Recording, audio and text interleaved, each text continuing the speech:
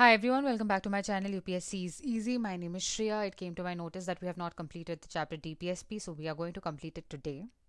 Criticisms हम देख रहे थे डीपीएसपी के. सबसे पहला क्रिटिसिज्म जो है वो है it does not have legal force. Second criticism है that it is illogically arranged.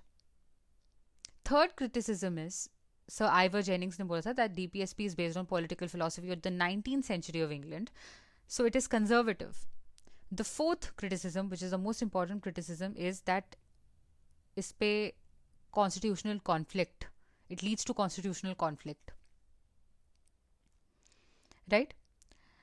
But despite these criticisms, we must acknowledge the utility of directive principles. Constitution itself declare करता है that these are fundamental to governance of the country. तो constitution खुद ये declare कर रहा है कि जो डीपीएसपी है ये फंडामेंटल है to the governance of the country. Extremely important point. ठीक है. बी आर अम्बेडकर जी के बारे में हम पढ़ेंगे तो बी आर अम्बेडकर जी जो है उन्होंने डीपीएसपी को ऑफ ग्रेट वैल्यू बताया क्योंकि ये ले डाउन करते हैं the goal of Indian polity which is economic democracy as distinguished from political democracy. तो यहाँ पे इकोनॉमिक डेमोक्रेसी की बात कर रहे हैं, इसको पॉइंट आउट कर रही है डीपीएसपी, और ये गोल कितना वैल्यू ऐड कर रहा है इसके बारे में बात कर रहे हैं B R Ambedkar ji. This much is clear. MC Setalvad जो कि former attorney general of India रह चुके हैं, उन्होंने डीपीएसपी के बारे में कुछ बातें बोली हैं.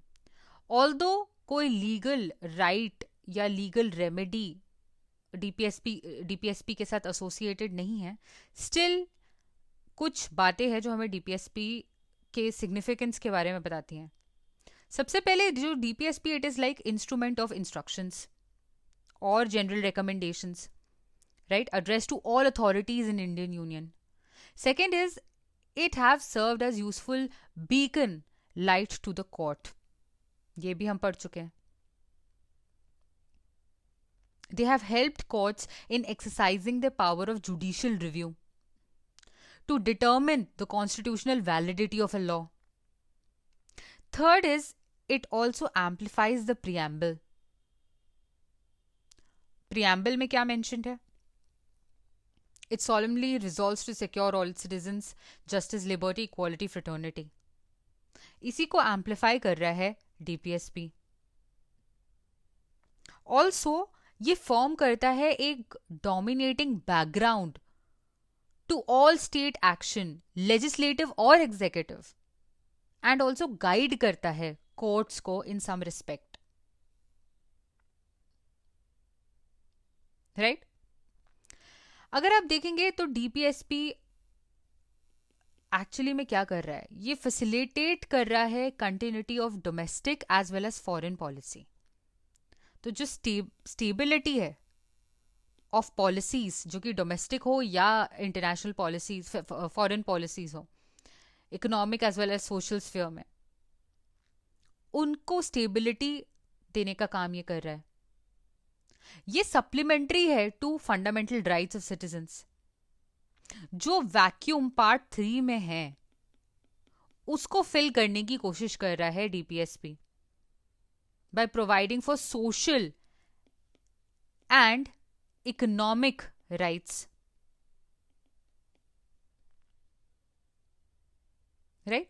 इसका जो इम्प्लीमेंटेशन है डीपीएसपी का, अगर इम्प्लीमेंटेशन हो जाता है प्रॉपर तरीके से, तो ये एक्चुअली में इनेबल कर रहा है एक एनवायरमेंट, फेवरेबल एनवायरमेंट बना रहा है for enjoyment of fundamental rights by citizens.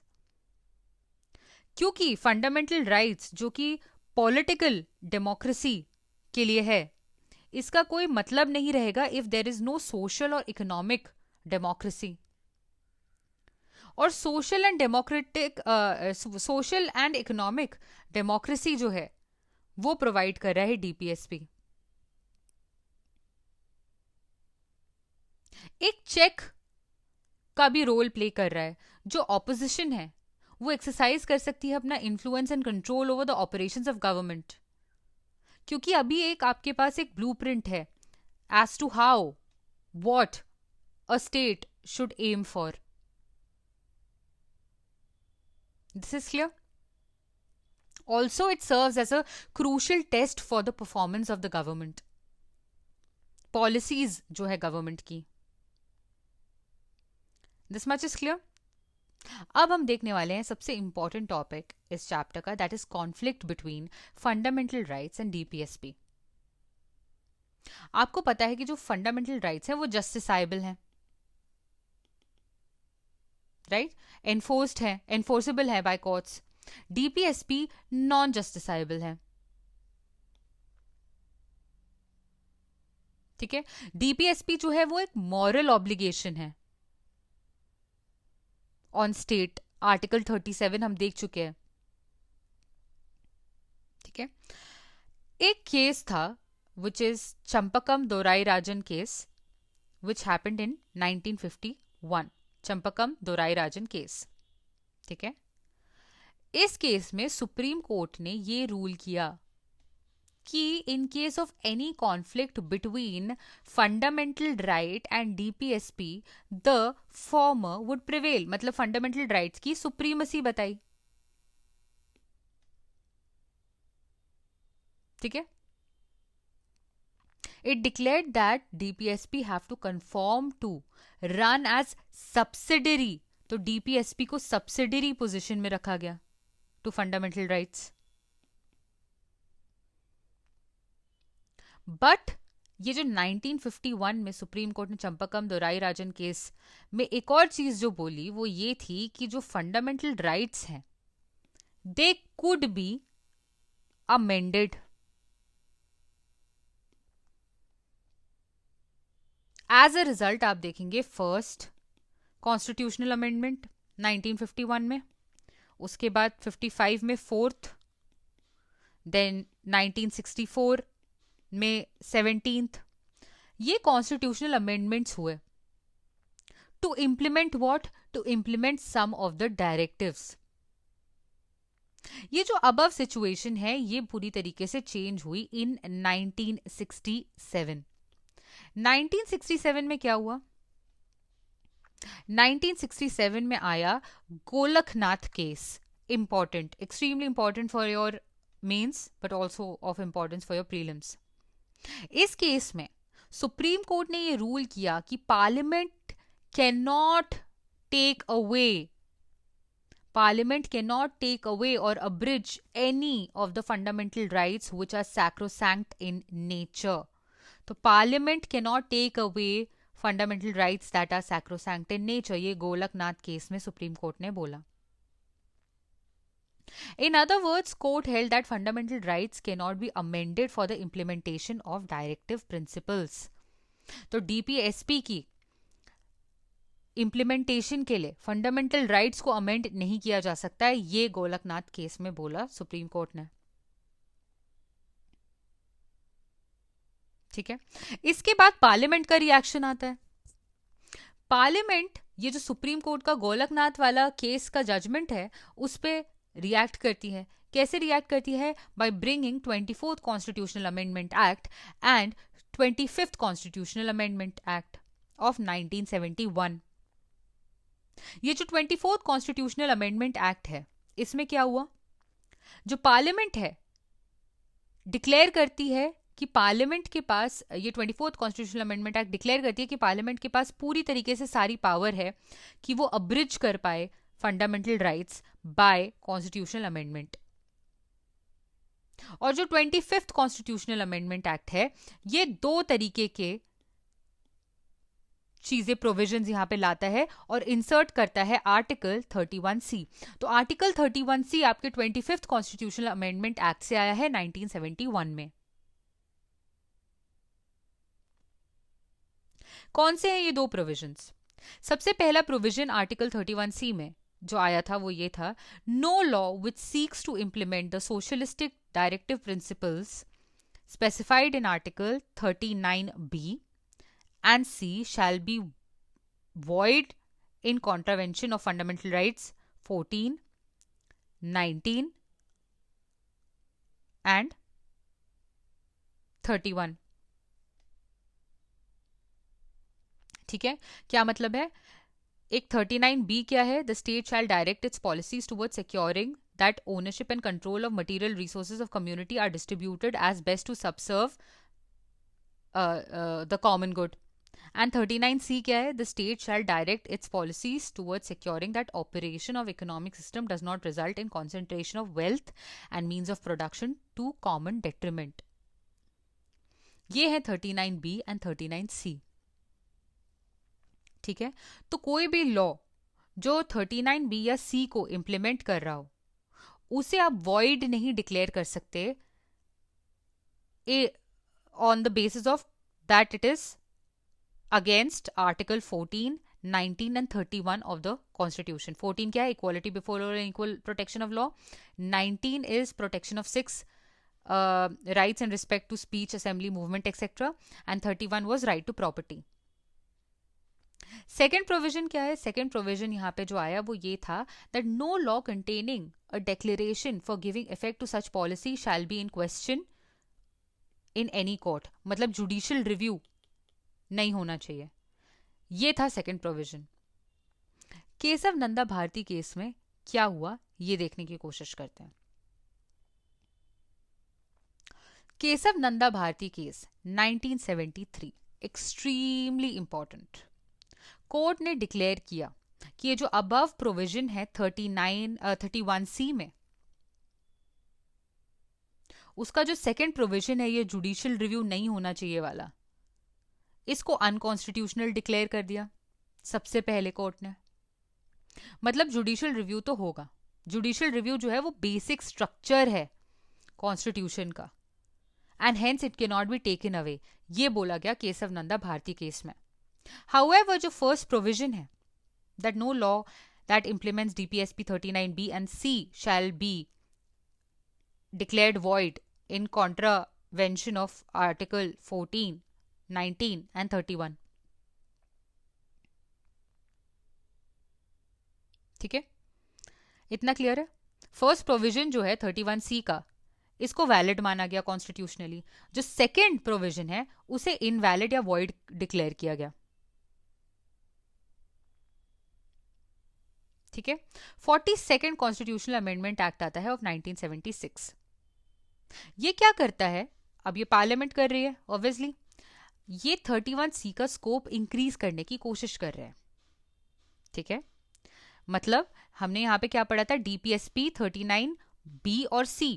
ये जो 42nd कॉन्स्टिट्यूशनल अमेंडमेंट एक्ट आया था ये इसको स्कोप इंक्रीज करके और भी फंडामेंटल और भी DPSPs को ऐड करने की कोशिश कर रहे थे. However, this extension was declared unconstitutional in Minerva Mills case in 1980. This much is clear? ठीक है. मिनेर्वा मिल्स केस ऑफ 1980 तो जो था उसमें ये जो एक्सटेंशन है of 31C to other DPSPs उसे इनवैलिड अनकॉन्स्टिट्यूशनल डिक्लेयर किया गया.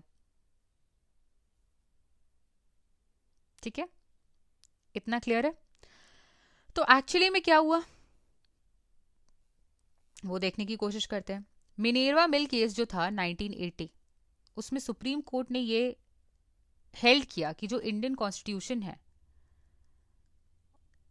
is founded on the bedrock of balance between fundamental rights and DPSP. तो ये जो दोनों हैं इनको दोनों के मिला के आप कमिटमेंट दे रहे हो फॉर अ सोशल रेवोल्यूशन. ये दो व्हील्स है एक चैरियट के, तो एक दूसरे से कम नहीं हो सकता. To give absolute primacy to one over the other will disturb the harmony. Right? मतलब यह है कि जो गोल्स है DPSP के उनको इस तरीके से अचीव आपको करना पड़ेगा कि आप अब्रोगेट नहीं कर रहे हो फंडामेंटल राइट्स को. ये बोला गया मिनेर्वा मिल्स केस 1980 में. इतना क्लियर है? तो करंट पोजीशन क्या है? करंट पोजीशन ये है कि फंडामेंटल राइट्स की सुप्रीमेसी है बट एक्सेप्शंस भी हैं. मतलब करंट पोजीशन में फंडामेंटल राइट्स की सुप्रीमसी है, बट फंडामेंटल राइट्स 14 और 19 जो हैं वो किसके सबऑर्डिनेट है? 39B और C के। मतलब जो DPSP 39B एंड C हैं उसके सबऑर्डिनेट में है फंडामेंटल राइट्स 14 एंड 19, बाकी फंडामेंटल राइट्स इसके ऊपर है, एंड देन इसके नीचे आते हैं अदर DPSPs। अगर आपने ध्यान दिया हो, जो ये 31C है इसमें यही तो एक्चुअली प्रेजेंट पोजीशन है, एक्सेप्ट फॉर आर्टिकल 31 जो कि राइट टू प्रॉपर्टी है। ये जो राइट टू प्रॉपर्टी आर्टिकल 31 है इसको 1978 में 44th कॉन्स्टिट्यूशनल अमेंडमेंट एक्ट से ओमिट कर दिया गया था। ये तो अब फंडामेंटल राइट्स भी में भी नहीं है ना, यू नो दैट राइट। तो this is not a part of this case. Present position क्या है? Fundamental rights except for article 14 and 19, then you have DPSP जो उससे सबऑर्डिनेट है BNC 39BNC, उनसे सबऑर्डिनेट है fundamental rights 14 and 19, and then you have other DPSPs। This is clear? This is the present position, right? Now we come to directive principles outside part 4।